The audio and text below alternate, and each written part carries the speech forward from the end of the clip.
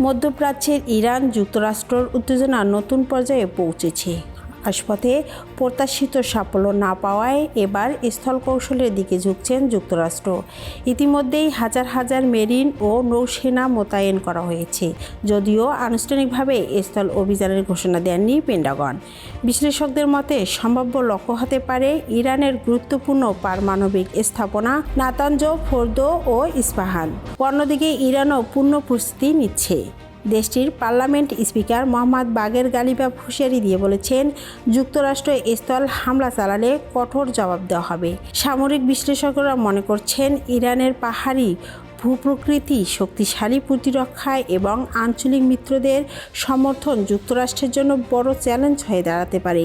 এছাড়াও হরমুজ প্রণালী ও জ্বালানি অবকাঠামো লক্ষ্য করে পাল্টা আঘাতের সম্ভাবনাও উড়িয়ে দেওয়া যাচ্ছে না।